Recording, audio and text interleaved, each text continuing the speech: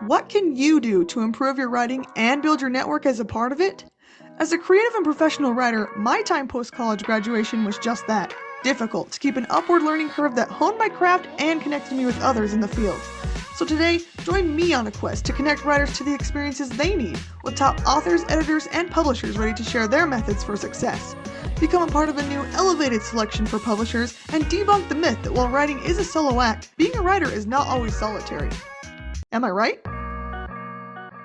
Word wizards, it has been a bit of a time coming, but you're going to love today's episode guest. I'm so excited that she was able to come on during this busy time. We've got Samantha P with us today. Samantha, first off, thank you for coming on. Woo! We finally did it. We did it, and I'm excited.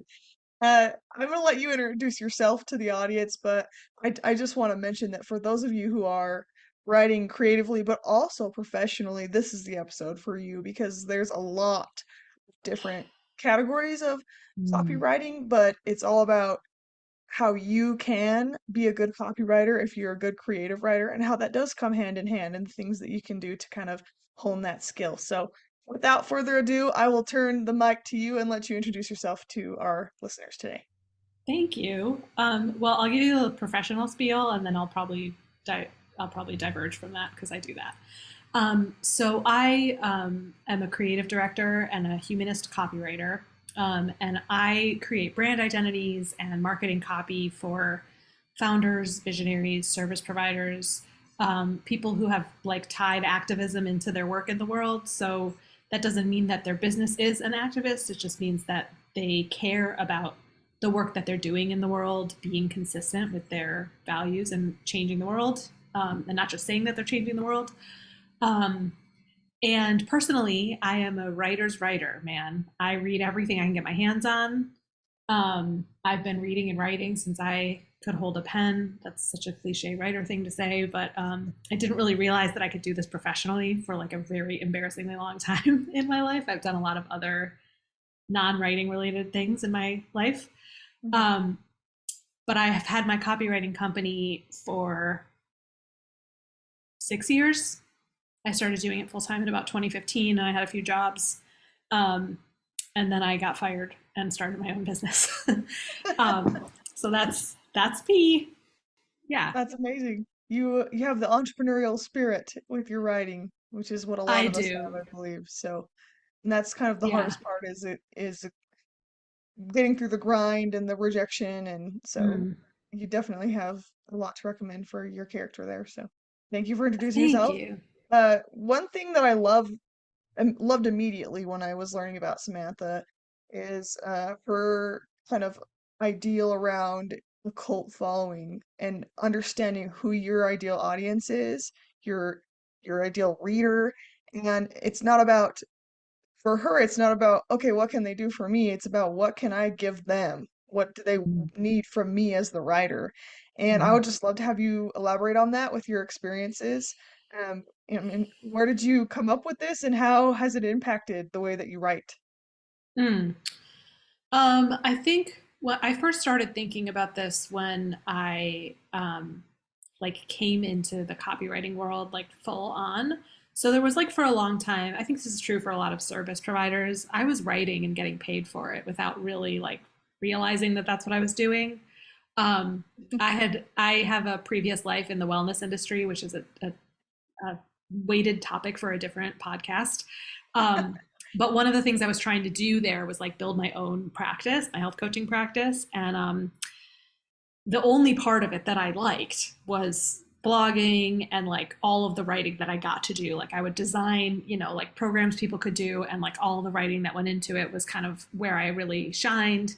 Then I started doing the blog for a gym that I worked at. I got like a wellness column on a non-parent, like a child-free blog, um, and so I just always cared about writing. Like I just cared about good writing. And when I started getting into the copywriting world, like and now I'm hired to like be the in-house copywriter for this like company. They sent me to like all of the online trainings and all of the digital workshops and all the things that any copywriter would like want at the beginning of their career. And I kind like some of them were like really helpful. The best ones were the ones where I realized good copy is really just me following my instincts about what is good writing. So it's kind of like a revelation for me where I was like, wow, I already kind of am good at this without having learned anything about it, like officially. Mm-hmm. But all of this is a big part of what I talk about in like the conversations I have with audiences that aren't just writers.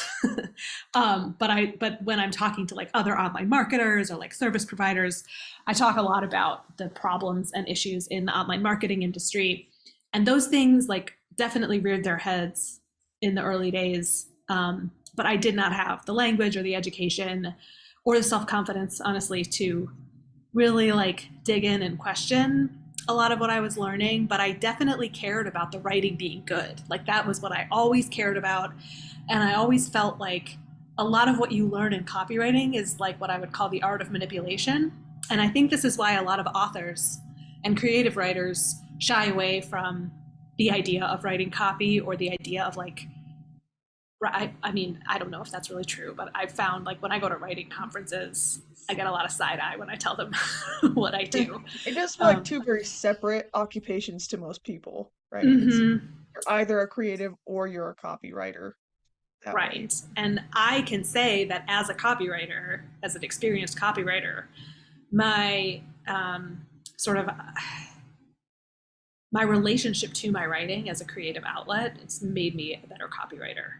It Mm, sets me apart. It sets me apart for sure.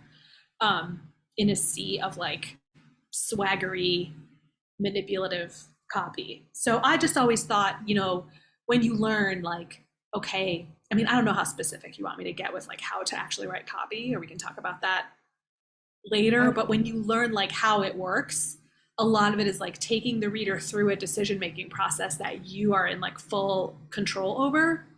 And to me, like that just pollutes the writing, right? So creatives, and like if you are trying to write a story and you go into it with this like agenda, it almost always like stifles your mhm, creativity, and what mhm, you put out ends up being kind of crappy.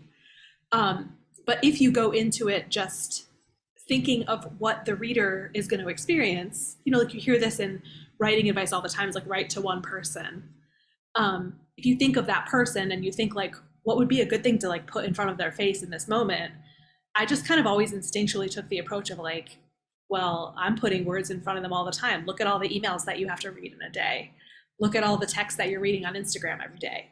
Like, I feel like it's my responsibility to like make those words be good and give you a good experience in that little moment of reading.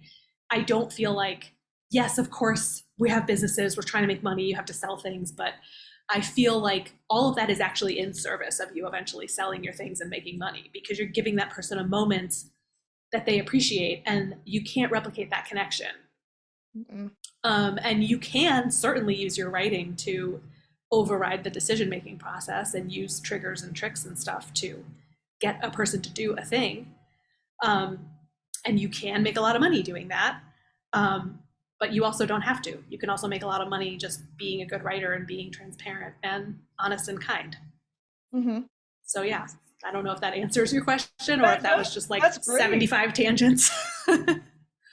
No, no, that's great. And it's very true that it needs to be an emotional resonance, right? When they shut that book, when they read that email, whatever it is that you're sending them, Mm-hmm. you want them to be thinking about what you said after they're done reading it. That's the goal, right? So sometimes, and readers are pretty savvy. They know when you're working them over, usually. Right, So you be careful right. about way that you appeal to them. And so that's very true. And so let's talk about the other side of why some authors creatively tend to hesitate with being copywriters, and that's the marketing yourself and Yeah. practicing your craft that way. You mentioned, and this is a quote from her, that it can actually feel good to be a copywriter and be authentic and pretty fun. And she Hmm. said fun, I to did do say this. fun. Mm-hmm. Yeah. And anyway, you had a sidebar which I thought was funny, is that if you're a good copywriter, you can make a lot of money too. So, I mean, Right. how do we reduce that fear that's just all around, Uh-huh. like kind of marketing Well, yourself? yeah, I think that there's a couple things at play. So one of the things is very common. I work with a lot of like highly sensitive people and neurodivergent folks in my work. And one of the things that I think I hear more than anything else is a lot of anxiety around the idea of visibility. And it's hard to really put into like logical terms because it's not really logical. It just is really uncomfortable. It's overstimulating. You feel exposed. The idea of putting yourself out there, quote unquote, is nerve-wracking. You could list a million reasons why. Like people could be afraid that the comment trolls are going to come for them and they're going to have these unpleasant and scary experiences that they're going to have to navigate. You could be afraid people are going to judge you, which they probably will. Like, they're always going to, right? Your imposter syndrome can kick up, and you can, the more you put yourself out in the world, the more you have other people to compare yourself to. The list really goes on. And then there's the aspect of like the world that we live in now, where every author is being drilled this platform. Building your platform is like just being hammered so hard, means that people who are happiest sitting by themselves, not that writing a novel is like a happy activity all the time, but if that's what you choose to spend your time doing, then you probably don't want to be creating Instagram content 24/7 or like making TikToks. Of course, there are some people who really excel at those mediums. Like if y'all are looking at TikTok and watching how artists are making these like time-lapse videos of them creating art, like I watch those all the time. I'm obsessed with them. The diligence of not only making that painting, but setting up the camera, filming it, editing it, doing it, making the TikTok, and then constantly having that material coming out is mind-blowing to me. But if you got the skill, great, cool. So I think that's another element, is just the daunting and like reluctance of like, I just don't want to participate in this thing just because like Mark Zuckerberg says that I have to. So that's valid. But then on the other hand, there's also this ickiness feeling around marketing in general. And so while I can't like fix all of that stuff, I can definitely address the ick factor. That just doesn't have to be there because you don't have to do anything that feels icky to you. And also like the usual arguments that you hear around the ick factor are basically justifying why marketing is actually a good thing to do. And so you just shouldn't feel icky about it. My approach is more like, if you don't feel right doing it, then you're probably right. So, you don't have to do anything that you don't want to do. And in fact, there is actual lineage and research that you can, when you start diving into online marketing strategies that a lot of people are using these days, you can trace lineage back to like misogynist pickup artists who like, made these techniques popular. And you can trace back the intersection of the field of psychology and the field of marketing, and how marketers started incorporating psychology into their strategies, and how that isn't necessarily a bad thing. But with the dawn of the internet, like things have kind of gotten out of hand. So whereas it became like, instead of a way to just better understand your customer, it became a way to like hack into their psyche and like override decision making. So there's reason why it feels gross. It's because it's gross. So on that front, you can actually just like show up and be authentic and be transparent. You don't have to do any of the like tried and true things.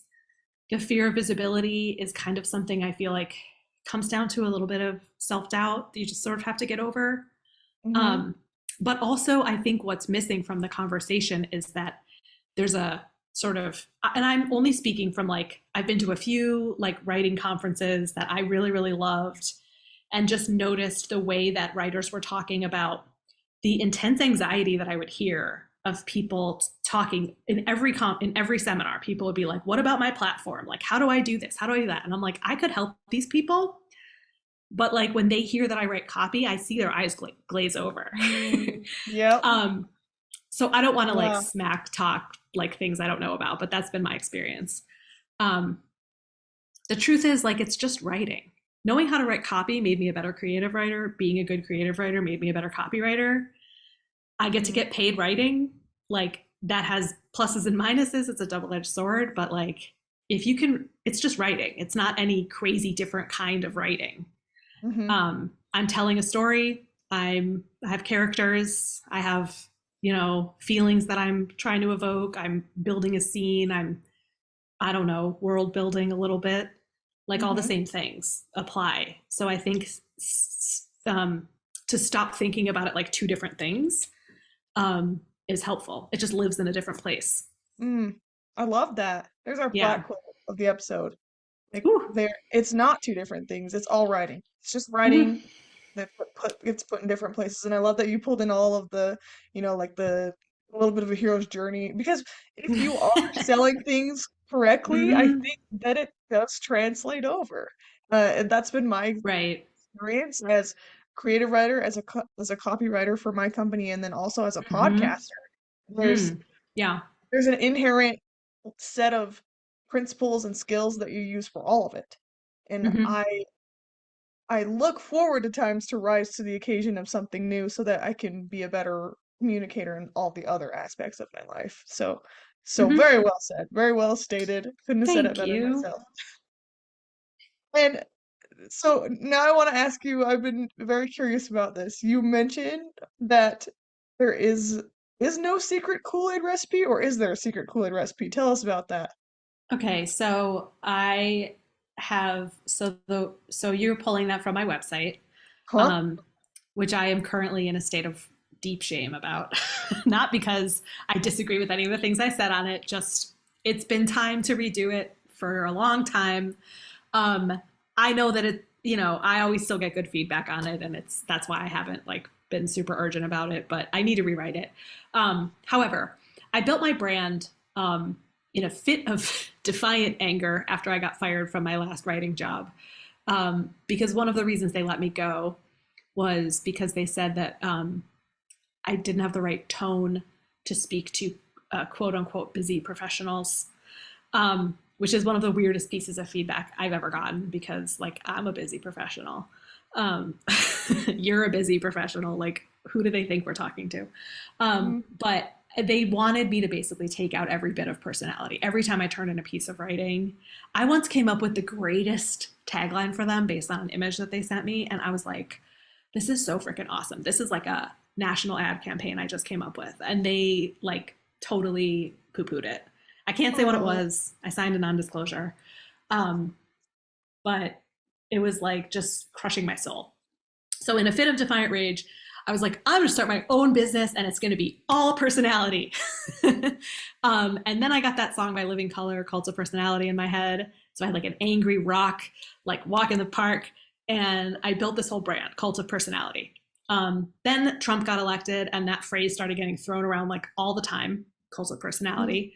mm, Um, but I also was like really leaning into my like true crime, like campy, culty, like aesthetic. So I kind of branded everything that way. So hence the Kool-Aid. Um, mm. and I'm now kind of like, well, I'll tell you. I guess I can just deal with my own rebranding issues in myself. Um, I'm taking it in a little bit less of like an angry direction, just because I'm now just focusing on what I am doing and what I do want to do, and not just like rebellion. Although the rebellion's this is never going to go away. Mm, But the Kool-Aid is what I named my process.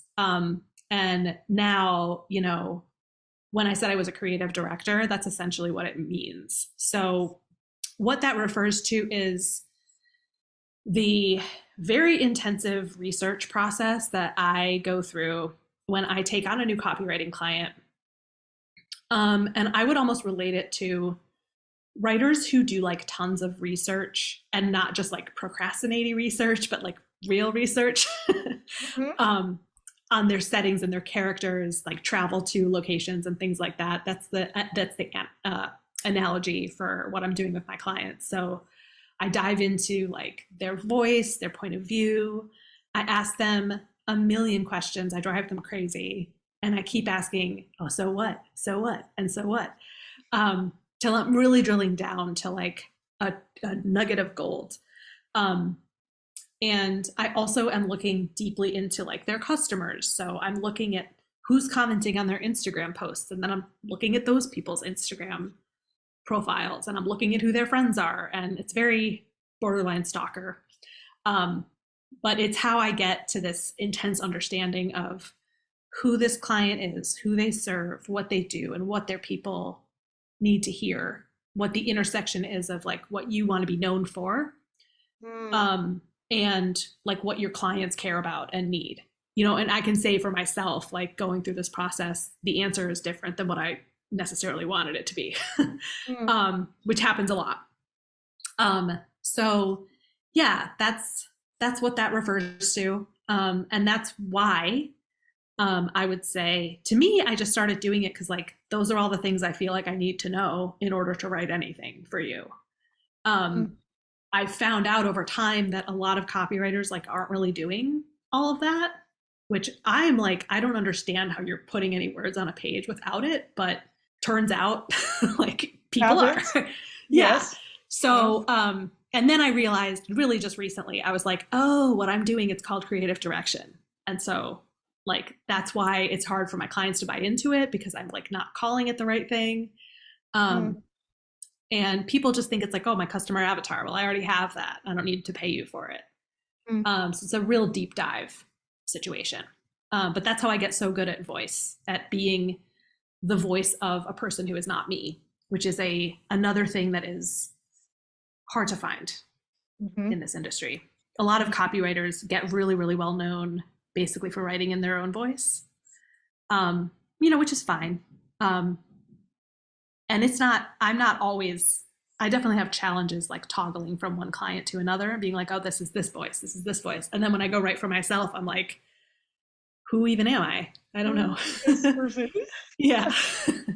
That's the Kool-Aid. That is the Kool-Aid. Ooh, but it's still very relevant. Despite your worry about your website, I mean, I was impressed by it, but I, Thank you. I think approaching it with your audience in mind is important. And we've got pantsers, right? People who just jump on and Mm-hmm. start. And I'm not saying that's a bad prescription if that's how it works for you, but I think you have to have some idea of who you're writing for or to Mm-hmm. before you can lay it out. And so I love that you have that mindset still around who is your audience and who are you presenting yourself as, right? Because you're not Mm-hmm. writing as you all the time. And even with characterization, things like that, you're not going to be writing as Sure. yourself. Well, and I think I would say for copywriting, it's especially you can't be a pantser in copywriting. Yeah. Because you Yeah. have a desired action, you have to like be really clear on what takes a reader from like wherever their state of mind is right now to like understanding that this action is a good thing to do like right Hmm. now. Um, so you can't really do it on the fly. There's some places like when you're writing emails and you have a little more leeway to just like tell stories and make connections, you can kind of riff. Yeah. But I think that's one reason I would say that practicing copywriting is a really good thing for creative writers to do. It gives you this container and these boundaries that are like pretty intense. There's character limits, there's like Hmm. word count limits. There's also just the fact that like when you're marketing and you're like entering the world of marketing, you're competing for like a million other marketing messages that are coming into somebody's brain at any given time. You can't just tell a 2,000 word story. No one's going to read it. So you have to be really efficient with your language. And that is a really good practice, I think. I have found I'm a very wordy writer. So any sort of like limit or container or structure that keeps me, that's why I used to love writing Instagram captions because I'm like, 2,200 characters, that's it, you know? But if I'm trying to write like a long, like Lindy West style essay, it'll take me 6 months. Mm. Mm.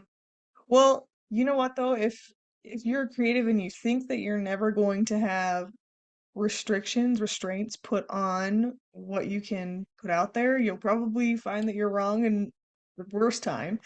You're going to have time Mm, limits, you're going to have deadlines, there's going to be right. editorial demands and Yeah. audience preferences and so I Mm, think like you said even just that practice would prepare you for what you have creatively. And it should be mm, something, I mean, if you love writing, like like Samantha said, don't wait and think, oh, I can't make a career out of this. There's so many needs for copywriters, and I've seen some really great copywriting, like you said, and I've seen less great copywriting, but I think we're all on a journey to learn, and so what you've said today has been really valuable and really relevant. So thank you.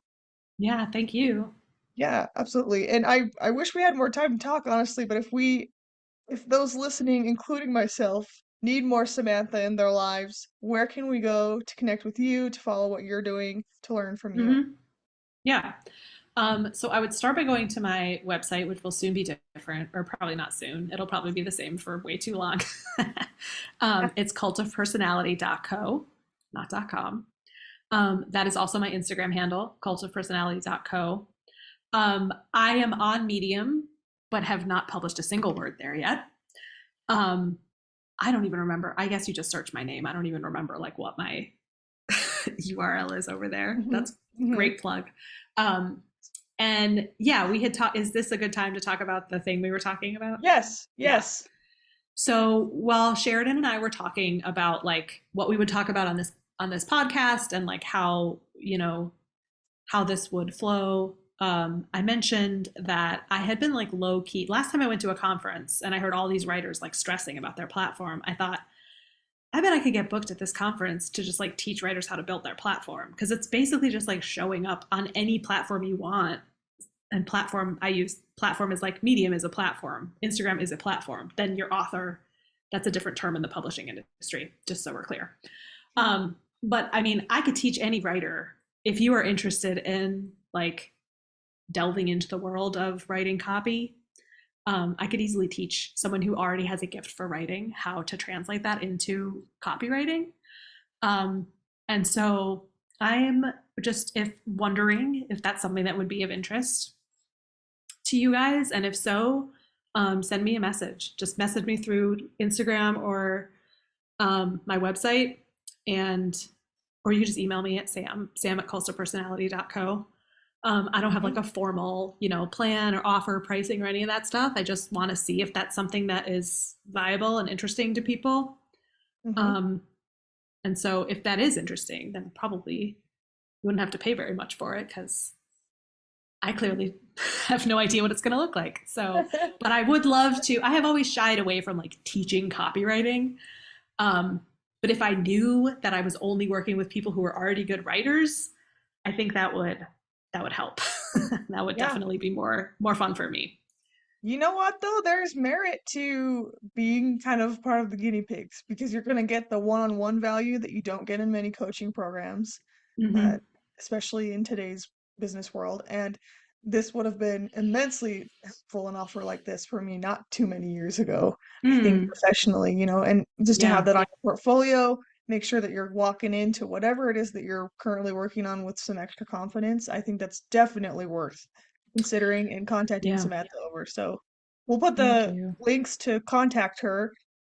Make sure to pay attention to them, and just let her know that you heard about it, on the show, or that you'd like to maybe look into that. And I'm sure that she can connect well and have a great conversation with you, because we've had many a great conversation already, and uh, we're excited to see where you're headed and what you're working on and releasing in the future. So Thank you. yeah, and thank you for coming on the show. We did it. It's been great. I feel like we And need to like mark the occasion with we something. should. Yeah, I need like a party popper or something. Yeah. Does your audience know that we've been trying to make this happen for like 3 months? Because now Probably they not do. that well, now they do, yes. They probably didn't know for Yeah. 3 months. But that's kinda how busy lives are, but that's okay. And it's been great. So thank you for coming on, Yeah. and you stick around here for a minute, but for all you word wizards listening out there, right? Can you see ways to improve your writing process already? Thanks for joining us on this excellent episode of Am I Right? For more information about the podcast, guests, or upcoming episodes, follow the show on Twitter, Instagram, and LinkedIn. Right on, word wizards!